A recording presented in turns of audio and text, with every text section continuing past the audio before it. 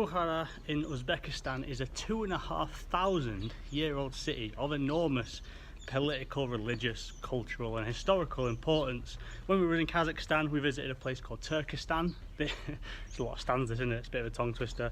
Visited Turkestan and we saw what it was that made up Kazakhstan's most important site in the whole country. Well, this one, Bukhara, goes way beyond that, because this was not only the most important part of its own state, but for 2 centuries this was actually the centre of the entire Islamic world. So today we're going to go for a wander around the old city and discover what it is that made and still makes this part of modern day Uzbekistan so damn important. We're going to start our day here. Behind me, this little bad boy is called Chor Minor. It means 4 minarets, although those 4 towers aren't actually minarets, they're just towers that look a bit like them. And this wasn't actually built until about 200 years ago, but it still makes up part of what UNESCO classifies as the World Heritage Site that is Bukhara's historic city centre.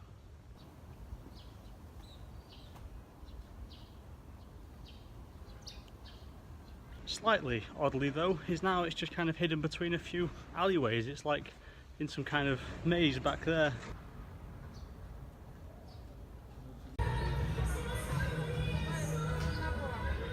The second stop on today's educational stroll is here. This is the Liab-e-House complex. It means by the pond. It's a pretty good example of how Uzbekistan would have looked over the past couple of millennia. These pond things were a feature of most cities. It's where everyone got their drinking water from before they all got filled in when they found out they gave everyone diseases. Because of all the waterborne diseases, this kind of thing would spread, and in fact Bukhara was known specifically for a centre of loads of different plagues. The life expectancy in Bukhara in the 19th century was only 32 years old because of things like this.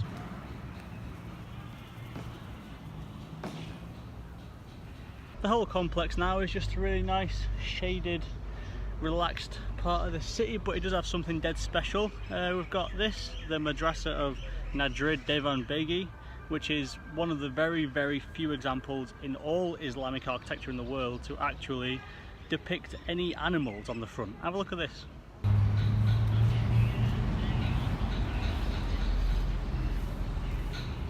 And the reason that is so rare is because for most Muslims it's considered forbidden to try and draw or form any kind of sentient being, because that's supposed to be God's work, not yours. So incredibly rare, that.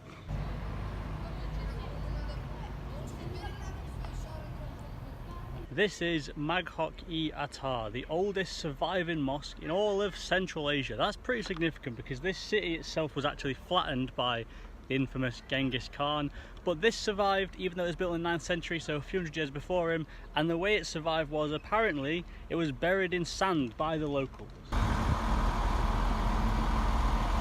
It was dug up and partly reconstructed in the 16th century, but it's largely quite original, so yeah, if mosques could play hide and seek, I reckon that one's probably won.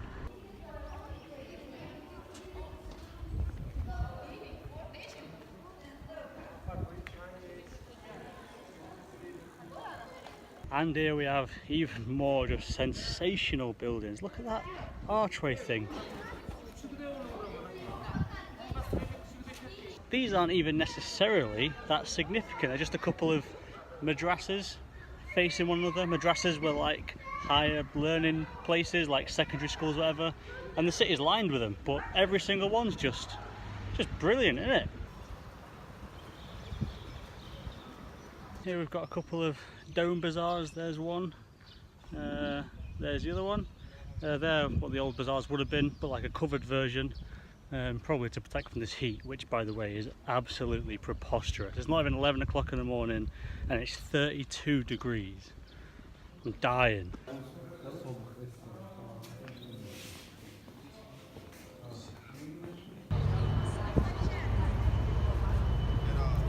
Oh, this heat is sensational. I should have worn my Mauritania turban, shouldn't I? But for now, this t-shirt's gonna have to do the job. My neck's on fire.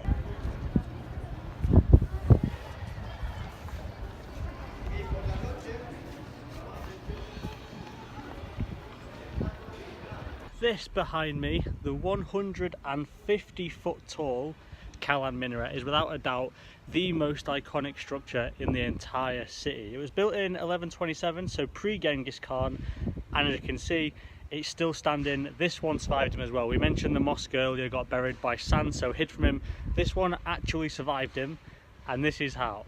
So here I am, Genghis Khan. I'm partway through my raping, pillaging, burning scheme, the normal Genghis Khan things, and then I reach this in the middle of the city, and I look up at it and I go, oh, and it's that steep.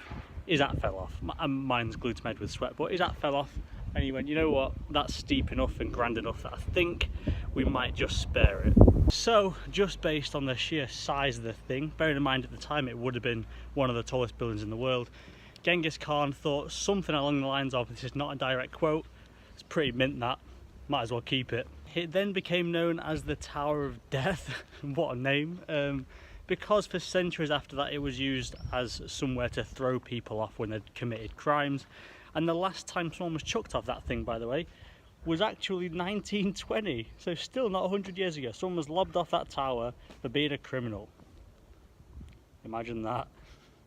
That'd suck, wouldn't it? The other stuff you see in this complex, like this madrasa and the Cowen Mosque, were not actually built until the 16th century because Genghis Khan flattened whatever was there before him. But yeah, spared this one. So these two things are a bit newer. That's dead old.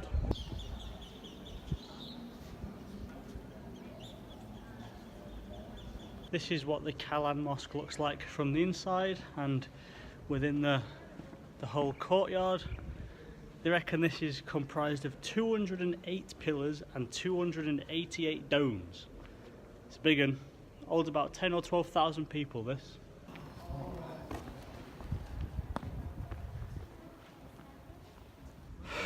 I'm living a lie, boys. I'm definitely not extra cold or refreshed. 36 degrees now, skin blistering 36. I'll tell you what is nice though, being able to sit and chill and read in the shade and occasionally glance up to gawp at what at one point was one of the most influential parts of the world.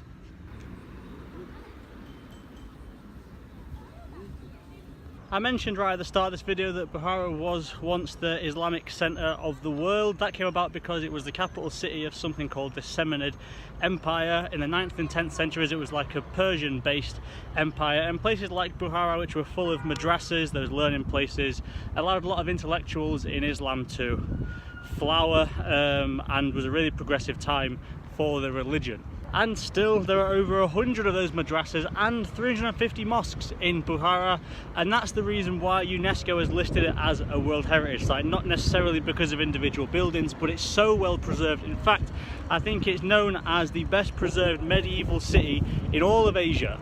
UNESCO acknowledges that the urban fabric has been kept so impressively intact. There are just so many examples of 10th, 15th, 16th century Islamic architecture that it has to be listed as one of the best historical sites on the planet.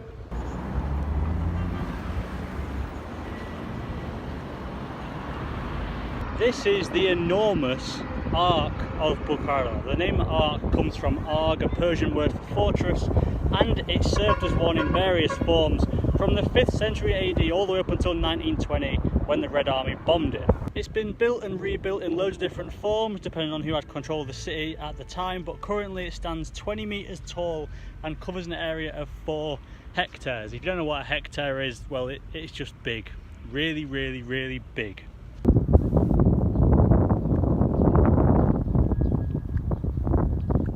It is about 80% ruined now, and since stopping serving as a fortress in 1920, it's now got a museum or two inside. And although it is largely in ruin, there are big bits of it that you can still see how Bukhara would have looked back in its day, and that's the reason why it is held with such high esteem as a historically important spot on our globe.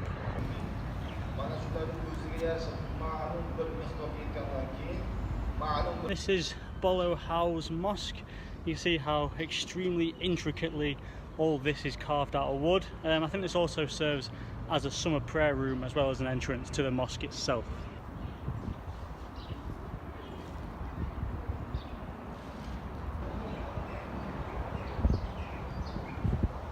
Exquisite, absolutely exquisite.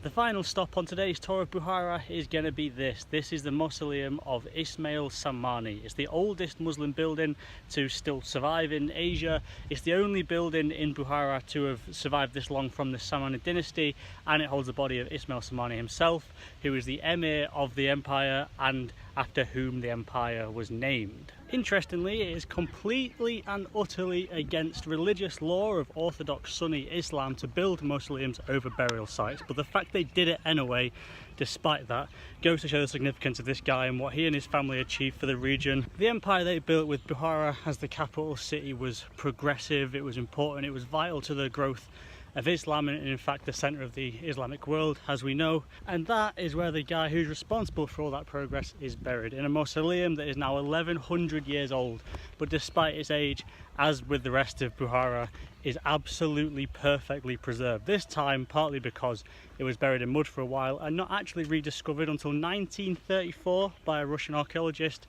and it took 2 years to dig it out, but incredibly worth it for the significance that it holds for this place. Anyway, this has been Bukhara, once a religious centre of the world and now just an incredibly fascinating place to come and sightsee. There's a lot of remarkable architecture that's almost impossibly well preserved. It's still pretty untouched by tourism, although I expect now the visa regulations have changed for Uzbekistan that tourism is probably going to increase quite a lot, and so it should, because there's almost nowhere else in the world like it. It's been a cracking start to Uzbekistan, although I am very sunburned and very, very moist, and I'm looking forward to seeing what else it's got to offer over the next couple of days. Hope you've enjoyed this look back in time. I think it's been pretty interesting. Cheers boys, in a bit.